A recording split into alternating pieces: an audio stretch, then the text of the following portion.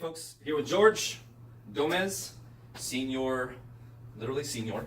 And we went over his little plan that we're going to be creating for him once he's ready for it here in the summer. He's actually going to be going to the National Guard, and so... Tange. Either or. And to where? Tange. Texas Army National Guard. It's short for Texas Army National Guard. Didn't know that. There you go. So he's gonna taste that tang. He's gonna taste that tang.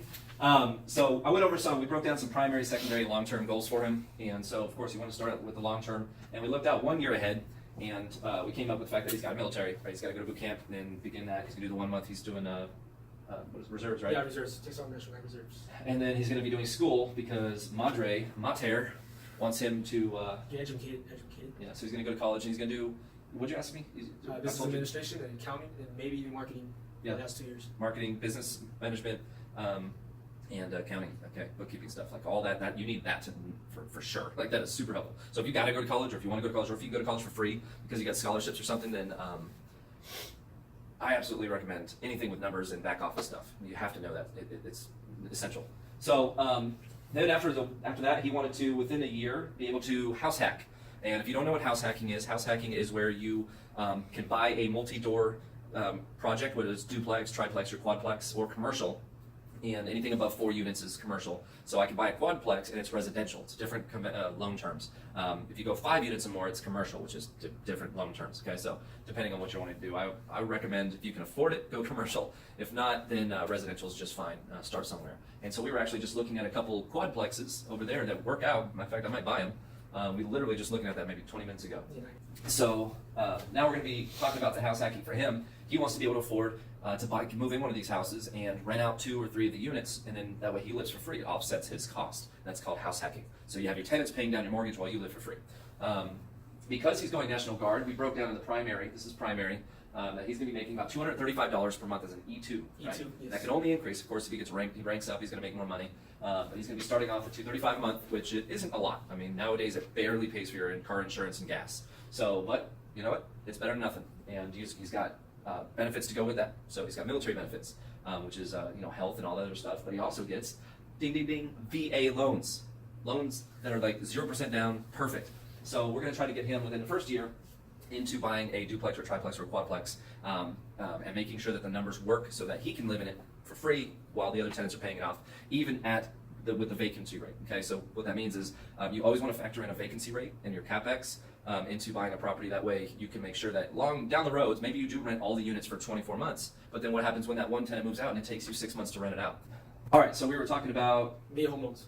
VA home loans. So we're going to work the numbers, make sure the vacancy rates and the capex all make sure the numbers work. Sorry, we got interrupted with some people that came in and messing this up. So we're going to edit that part out and try to bring this back together. Yeah. So we brought it to the primary, and he's going to try to fit in this school. And you can do school in many ways. So he's getting everything paid for, so he doesn't have to worry about it. It's not out of pocket for school. I always recommend do not go to school unless you absolutely need to, or if you have somebody else paying for it, for the most part. Okay, you don't want to take on that debt. And so he's going to be trying to do one thing, which we talked about. Instead of just taking a year or 2 out of your life and donating it to education, you can do education while still hustling, while still working. And ever since the advent of online education programs, online schooling, you can get his degree online. And there's many ways to do that. And so he was wondering, well, how do I do that if I work a full-time job, blah, blah, blah. So we started really working out the best plan for him, since he wants to be an entrepreneur, since he wants to grow his wealth while he's growing his mind, having the freedom to do both at the same time. And so we came up with the fact that he's going to try to apply for valet because he likes to drive. He loves cars. It's a great plan. And being a valet allows you huge flexibility. I mean, you can literally work 10 to 20 hours a week, and then go in at nights. So that way, if you have a daytime job, well, now you can do day and night. Now you're doubling your money. You're stacking your money. Utilize your time, especially at that young age. And so he's going to be doing the National Guard thing. He's going to be going to school, which he's going to try to do online. And then he's going to be doing the valet thing at night when he's got spare time to do it, and it's flexible for him in his schedule.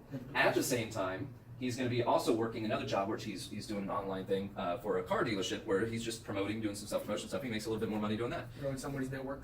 Yeah, so how are you doing that anyway? So how that works is if someone hits me up through the Facebook page, and I get them to call the call out guy, that was a call out of course, and he actually makes a sale, I get $100 just by doing that. There you go. Just by bringing connections and attracting more clients to his lot. So if you're pushing like 1,000 people over there like a month, you're just like contacting, hey, you need a card, go here. You need a card, go here. Maybe your conversion rate's what, 1% of that? Yeah. So you're still making 10 people. That's 10 times 100. That's $1,000 extra per month. So that's not a bad gig at all. And all he has to do is say, hey, go check out this dealership. Really good gig. So, and these are streams of income. So if you've ever heard somebody say, it's not about making piles of money, it's about making streams of money. A pile of money is like winning the lottery, all right? I just won $100 million. Uncle Sam took out a bunch of that. And then what if you just go ahead and blow it on a mansion and stuff, you don't know what you're doing? And that's why a lot of lottery winners, they go broke and they commit suicide because they don't know how to manage their money. So create streams of income, not piles of income, all right? So the secondary things we were talking about was studies. It's a secret sauce for making money. If you need to do something that allows you management of your time to do things online and stuff like he's doing, studies is perfect. Now you can get in, contribute back to the medical society and help people. This because the studies are going to help people in the future, advancing medicines, advancing things like that. So it's definitely a noble thing. A lot of people have like shun it and stuff, but if you do it right and you're smart about it, there's great ways to do it. There's simple trials. There's diabetes, secondary studies, which just means that. That it's been done on humans before. Like you're not a first guinea pig. It's been done on rats, it's been done on chimps, then now it went into human trials, and now you're a secondary human trial. And then you just ask, like, hey, did anybody die on the first one? No, everyone did fine, great. You know it's a safe trial, you can continue forward. That actually is very helpful because it actually come to call me with my family line. My family, diabetes runs in the bloodstream, so it actually helps my mom and my father in many different ways because my dad actually has class A and my mother has class B diabetes. So I guess it's really helpful. I'm trying to make a change in that. Very sad, but. And I just had my blood tested, and I'm actually borderline diabetic myself. So I mean, there you go. It's a prevalent thing. It's real. It's serious. And so I can't really donate my time anymore, but I can definitely donate money. So that's what I do every year. And so, but he can donate time and get paid.